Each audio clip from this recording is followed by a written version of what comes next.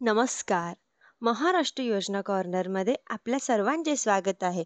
आजच्या आपल्या व्हिडिओच्या माध्यमातून आपण बघणार आहोत की नैसर्गिक आपत्तीमुळे बाधित झालेल्या मेटाळकटीतील आलेल्या शेतकरी आता कर्जमाफीची जी काही प्रतीक्षा करत होती सुद्धा कुठेतरी मावळली अशा प्रकारच्या शक्यता निर्माण झालेल्या होत्या.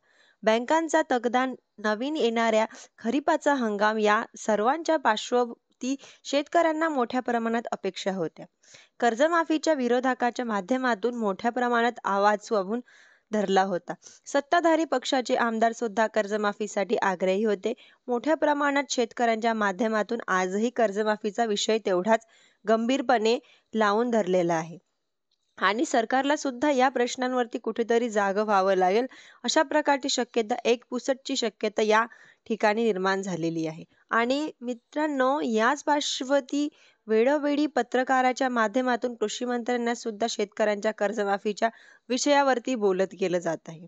यापूर्वी आपण पाहिलं होतं की ही विधान केल्याबद्दल त्यांना प्रसार माध्यमाच्या समोर माफी देखील मागावी लागली होती. आणि सर्वांच्या पार्श्वती आता शेतकऱ्यांना सध्या येणारा खरीप हंगाम पार्श्वती कर्जमाफीचा जो काही एक लावून धरलेला विषय हा कुठेतरी येत्या मंत्रिमंडळामध्ये मांडला जाईल अशा प्रकारची गवाही माध्यमातून अखेर देण्यात आली आहे.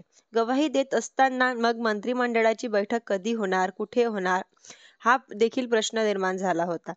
यांच्या संदर्भातील एक मोठा अपडेट आलं होतं की आपल्याला माहिती आहे की आता 320 जयंती पुण्यश्लोक अहिल्यादेवी होळकर, राजमाता अहिल्यादेवी होळकर यांची चोंडी इथं साजरी केली जाणार आहे.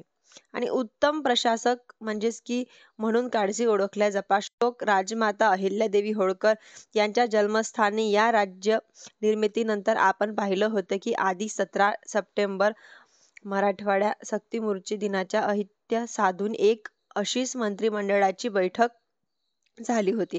परंतु मंत्रिमंडळाच्या बैठक ही आता चौंडीत होणार आहे. 29 एप्रिलला चौंडी येथे मंत्रिमंडळाची बैठक होणार आहे. आता एक आदर्श निर्माण केले आहे. आदर्श असं व्यक्तित्व त्या गावामध्ये ही एक आणि बैठकीपूर्व कृषी मंत्र्यांच्या माध्यमातून हा विषय मंत्रिमंडळाच्या बैठकीमध्ये मांडला जाईल असं सांगितलेलं. या पार्श्वती शेतकऱ्यांना, दीनदलितासाठी, गोरगरिबांसाठी, दीनदुबळ्यांसाठी लढणारा एक उत्तम प्रशासक म्हणून ओळखला जाणार आहे. राजमाता अहिल्यादेवी होळकर यांच्या जन्मस्थानाने इथे होणाऱ्या 300व्या जयंती औचित्य साधून इथे होणाऱ्या कार्यक्रमाच्या दरम्यान जे काही नेते मंडळी तिथे उपस्थित राहणार आहे त्यांच्या उपस्थितीपूर्वी त्यांच्या या ठिकाणी 65 वर्षानंतर ही एक मंत्रिमंडळाची बैठक त्या ठिकाणी होऊन एक ऐतिहासिक अशी ती बैठक होणार आहे.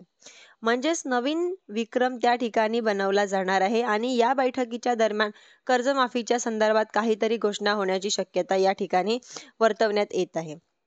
आता यांच्याबद्दल कुठलाही अधिकृत असा अपडेट नाही, अधिकृत अशी घोषणा नाही, कुठल्या नेत्यांच्या माध्यमातून त्यांच्या संदर्भातील विधान नाही. परंतु असं जर झालं तर सरकार कसं असावं किंवा जनतेची, गोरगरिबांची, शेतकऱ्यांची काळजी असेल सरकार म्हणून हे भविष्य वर्षानुवर्ष सरकार ओळखलं जाऊ शकतं. ज्यांच्यामुळे सहजिंकता किंवा एक जी काही कल्पना केली जाऊ शकते किंवा जे काही आतल्या मनातून वाटतंय त्यांच्यातून एक एक काहीतरी निर्णय किंवा काही एक घोषणा किंवा त्यांच्या संदर्भातील कुठलंही एक पुसटचं तरी विधान तरी या ठिकाणी होऊ शकते. अशा प्रकारच्या शक्यता आता वर्तवल्या जात आहे. आशा करूया आई भवानी या सरकारला समृद्धी देवी आणि सुदबुद्धी देवी. शेतकऱ्यांच्या गंभीर असलेल्या प्रश्न शेतकऱ्यांच्या होणाऱ्या आत्महत्या कुठेतरी यांच्यामध्ये आटोक्यात येऊ शकतात.